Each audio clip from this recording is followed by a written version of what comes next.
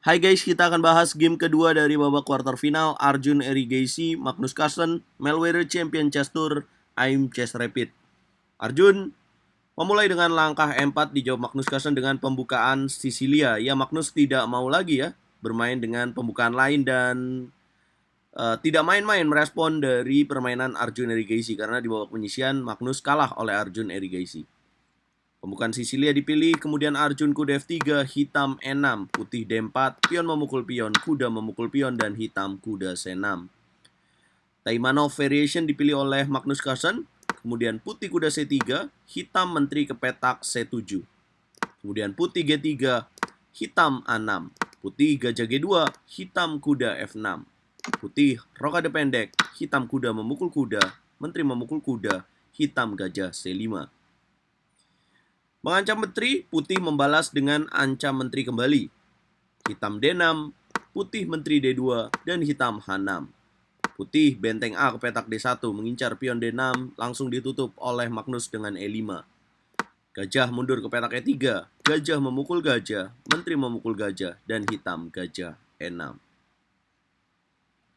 Kemudian putih benteng D2 dengan ide menyusun baterai, teknik dalam permainan catur dengan ide memplot benteng satu lagi ke petak D1, mengincar pion D6. Hitam langsung merespon taktis, raja tidak melakukan rokade, tapi memilih raja ke petak E7. Ya, Magnus mempersiapkan raja di petak E7 untuk langsung menuju babak endgame.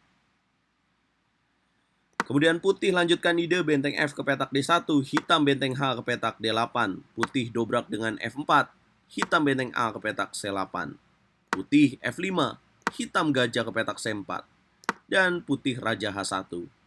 Kalian kalau menduga gajah di petak C4 ini akan terkunci ya dengan langkah B3, maka langkah B3 justru sebuah kesalahan. Karena hitam masih bisa lakukan gajah memukul pion, dan kuda di petak C3 akan jatuh. Arjun memilih raja ke petak H1, hitam menteri ke petak C5. Ya, gangguan dari pembukaan Sisilia, serangannya memang lewat jalur C ini, teman-teman. Mengganggu pion C2. Mencoba menukar menteri, Arjun Erigaisi menolak dengan menteri ke petak S1, hitam melanjutkan serangan dengan B5. Putih benteng C1 mengcover pion C2, hitam B4. Ya, kuda tarik ke petak D1. Hitam gajah memukul pion A2. Ya, Magnus tahu kalau itu baik-baik saja ya memukul pion di petak A2. Karena kalau putih B3 akan dipukul kembali dan ada ancaman pin pada benteng di petak C1. 22 langkah, hitam unggul 1 pion, putih dobrak dengan C4, hitam gajah B3, putih kuda E3, hitam gajah A4. Magnus mulai memainkan gajahnya untuk mundur membantu pertahanan. Putih benteng A1, hitam gajah C6. Putih mengambil pion A6, hitam benteng A8.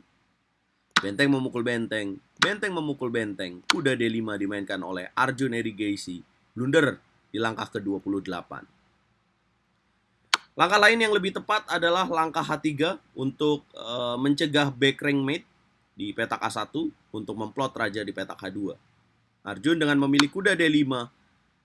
Ini blunder yang sangat besar dan Magnus Carlsen tepat merespon gajah memukul kuda, pion memukul gajah, dan benteng ke petak C8.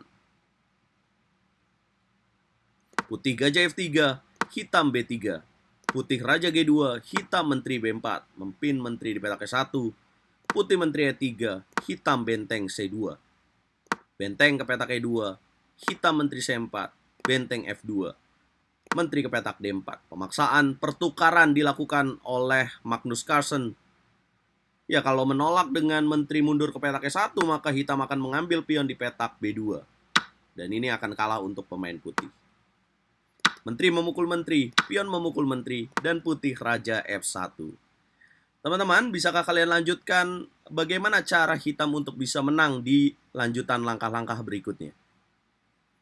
Saya harap kalian tidak memikirkan hanya satu langkah lagi, karena kalau kalian udah nonton RL Chess, kalian bukan lagi sekedar pemain post ronda, teman-teman. Ya, bener banget kalau kalian punya intuisi, ya kudanya aja bang ditarik ya. Kuda ke petak D7 harus dilakukan guna merespon kekuatan pada benteng di petak C2. Putih gajah D1, teman-teman. Bisakah kalian lanjutkan kembali Apa langkah yang harus dimainkan oleh pemain hitam?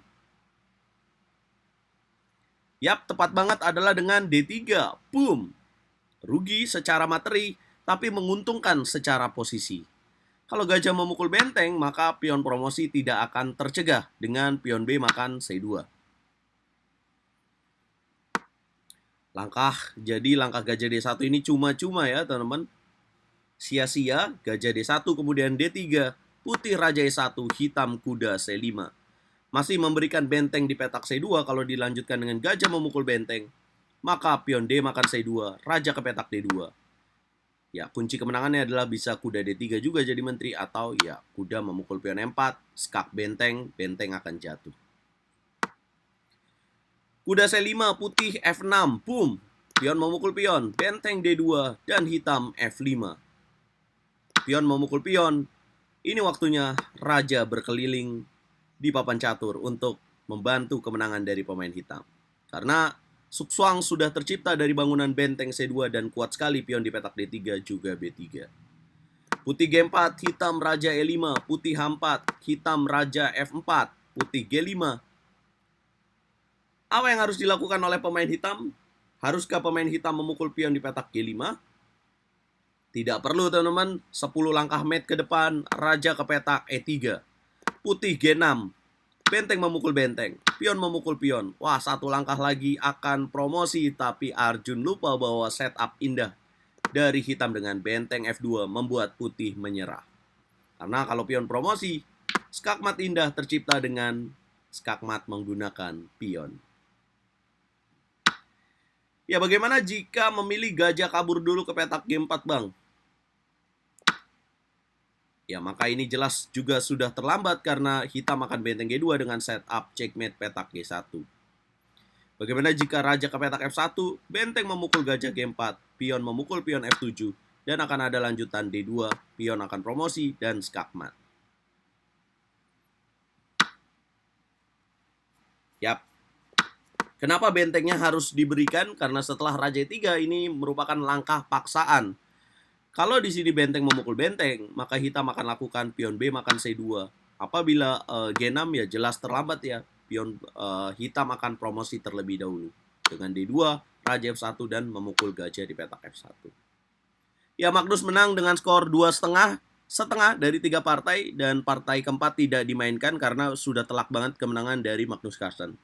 Dengan kemenangan ini, Babang Magnus berhasil menjuarai Melweere Champion Chess Tour secara keseluruhan teman-teman, karena dia udah sering banget juara di turnamen Melweere Champion Chess Tour, mendapatkan 50.000 US dollar. Jumlah uang yang sangat banyak. Dan tapi dia akan menambah pundi-pundi uangnya kalau misalkan dia berhasil menjuarai AIM Chess Rapid. Apa komentar kalian teman-teman? Mulai kelihatan semua akan Magnus pada waktunya. Jangan lupa kita ngobrol di kolom komentar. Jangan lupa like, share, dan subscribe. Nanti malam kita nonton live lagi.